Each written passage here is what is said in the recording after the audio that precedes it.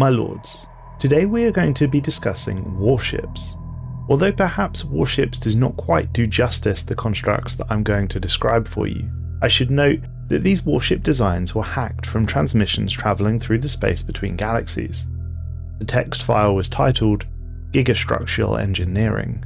We shall cover several different gigastructures in this video, ranging from the small but mighty Asteroid Artillery to the planet-killing systemcraft.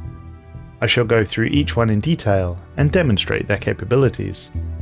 We begin with the celestial warships, and first up is the attack moon, the smallest of the bunch. This is more or less what it sounds like, a celestial warship composed of a moon. Utilising a small to medium moon as its base, this mighty vessel can challenge even the biggest of conventional warships. Huge thrusters are built on the back of the ship, and most of the energy the reactor of the moon produces is indeed used to move the vessel. However, it is still rather slow. The moon's crust is mostly reinforced to protect the delicate internals, and the bow of the vessel has a massive weapon station with a uniquely designed energy weapon. The attack moon relies heavily on thousands of missile batteries, strikecraft hangars, and various weapon arrays, but its true power is in the Omega Annihilation Lance, which is built onto the bow of the ship. This weapon is able to tear apart battleships in a single shot. Since the attack moon is relatively slow and bulky, it's far more suited for long-range attacks, and it is quite vulnerable to a swarm attack, so it's advisable to properly escort the moon for a more efficient use. It is an excellent bombardment tool, with its missile batteries able to rain death upon any unprotected world, and its Omega Lance is capable of laying waste to entire continents after only a few shots. The moon is crewed by tens of thousands or perhaps even hundreds of thousands of people, and as such, basic living structure and transportation infrastructure across the moon is required. Under the moon's tough outer shell, several small cities have the means to satisfy the daily needs of the population. The moon will have in it a complex tunnel system with high velocity traffic flows, allowing for easy travel between the different parts of the moon. Only the mightiest of empires will be able to convert these moons into mobile and devastating weapons platforms. But there is something bigger: Planetcrafts. Officially designated Behemoth Planetcraft in the data, they are often over 20,000 kilometers in diameter. Should you count the gigantic weapon array at the bow of the craft, these Planetcraft easily dwarf several attack moons. The Planetcraft houses an improved version of the moon's Omega Annihilation Lance. It also has a reinforced crust that resembles an Ecumenopolis, and a colossal reinforced frame to take the place of the much weaker reinforcements present on an attack moon. This is not just a simple upgrade from the mighty attack moon, it's a new level of absurd. Just like its smaller brother, the Planetcraft is littered with weapon systems across its surface, but this time it has several 100,000 of each type of defensive system. The main cannon is designated the Omega Eraser Beam, and it has several dozen times the power of the attack moon equivalent. Since the vessel is exponentially more complex and larger than the attack moon, it has a requirement for a much larger crew. The Planetcraft requires tens of millions of people to operate and maintain. Of course, as it is literally a planet, its infrastructure is often much better than the attack moons. The living space is far more comfortable, and it could even be considered luxurious, with each worker having their own independent housing unit located on one of the many underground cities. Ironically, due to its size, one of the largest issues faced is getting around.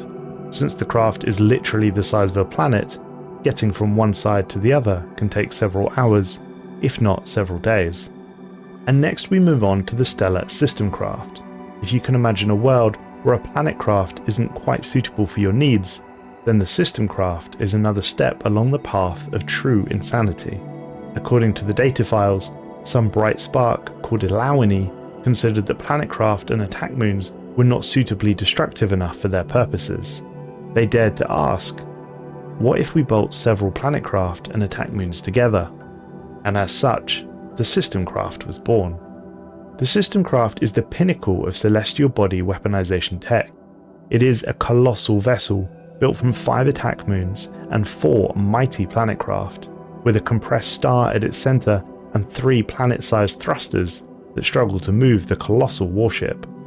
The minimum crew that you'd need to operate this craft is estimated to be in the high billions, most of which will live across the planets and its moons.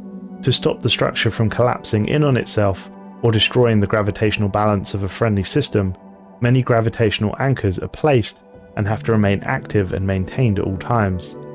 Being a ship-sized solar system, the systemcraft has many utilities aside from direct combat, such as being a mobile command center, or frankly, a place for people to live.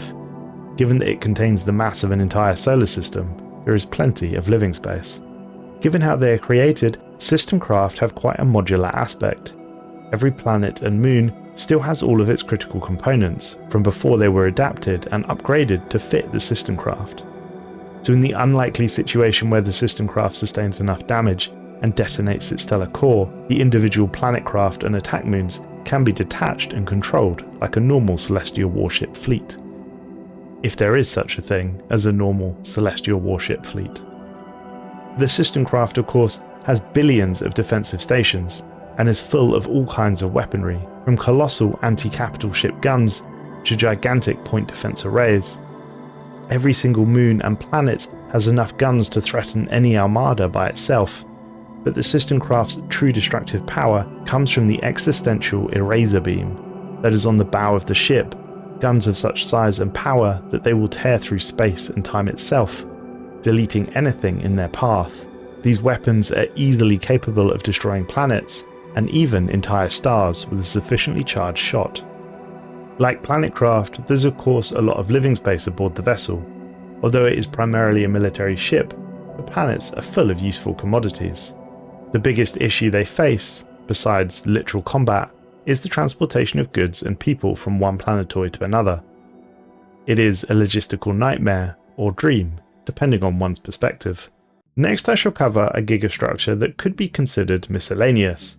It's called the B.I.G. VAT. The B.I.G. itself is not a warship, however it can be used to create living biological warships from known Leviathan and spaceborne alien patterns, and as such I thought I'd give it a mention.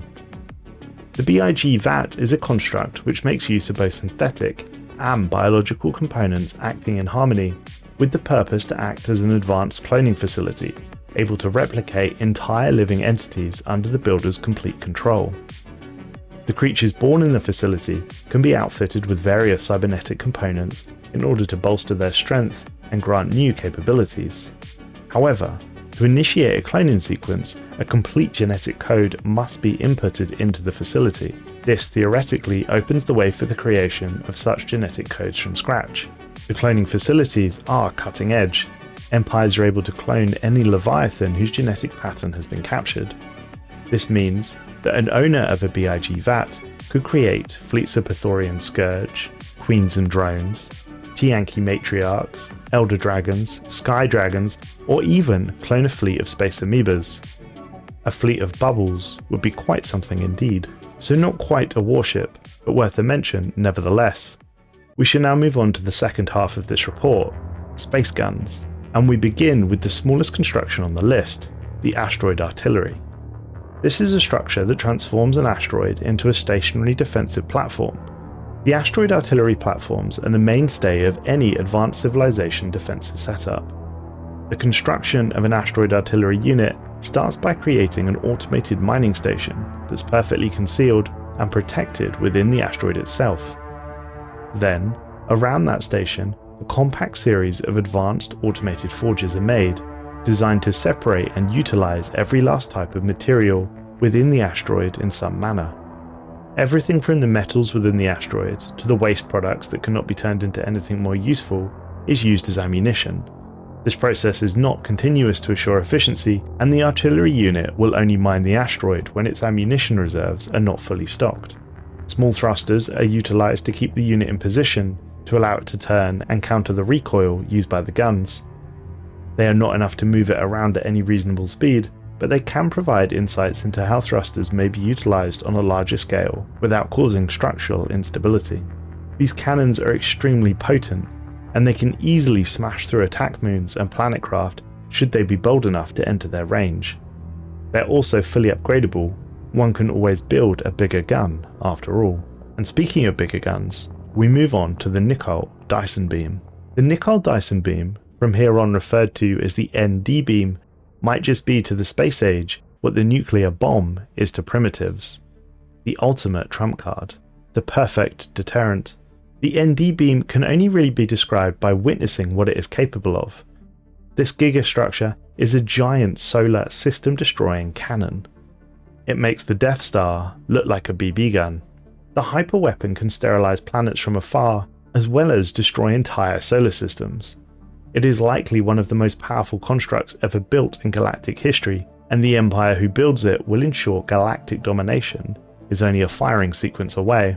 The gun gets its name from James Nicoll, who first proposed this laser as a weapon where the satellites of a Dyson swarm surrounding a sun act as a phased array laser, capable of delivering an energy payload to a planet-sized target millions of light years away.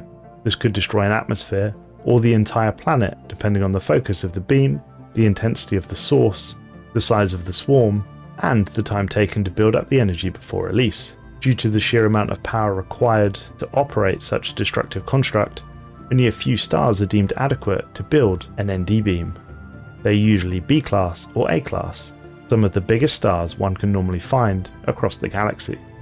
Most interestingly is the method used to bypass the real-world problem that the speed of light is quite slow when discussing ranges in the light years. i.e., if your target is 10 light years away and your gun shoots light, it's going to be 10 years before the projectile actually hits its target. As such, the weapon uses an ingenious infusion of wormhole technology, borrowed from the Event Horizon Offset facility, a gigastructure well worthy of its own report altogether. The ND beam, when it fires, does so into a newly created wormhole at point of firing. The exit is of course in the target system, thus the beam can target any solar system in the galaxy instantaneously. I would suggest being extremely polite to whichever galactic superpower builds one of these weapons. And finally, but by absolutely no means least, we have the Quasi-Stellar Obliterator, or shortened to QSB. In life, there are many philosophies. One that stands out in particular is the oh-so-famous bigger is better belief. However, even if someone does not subscribe to this particular philosophy, it is hard to argue that a weaponized hyperquasar is not incredible to behold, especially considering that without the genius and insanity put into its conceptualization and construction, it would have failed long ago. The QSB borders on the truly insane. Whereas the ND harnesses the power of a single star, the QSB is built upon a supermassive black hole that occupies the center of the galaxy. And whereas the ND can destroy a solar system, the QSB can destroy entire star clusters. It works largely on the same principles as the ND. Truly, it is the pinnacle of engineering. A slight warning, however. Should you wish to build one of these, I would expect the rest of the galaxy may not be very happy with you. Be prepared for war. Thanks for watching, folks, and thank you to Elawini, the creator of the Gigastructural engineering mod, and the community in general. Many of the notes I used for this video came from text written by the Gigastructural engineering community, and as ever, if you want to hear more about Gigastructures, please click the video on screen now.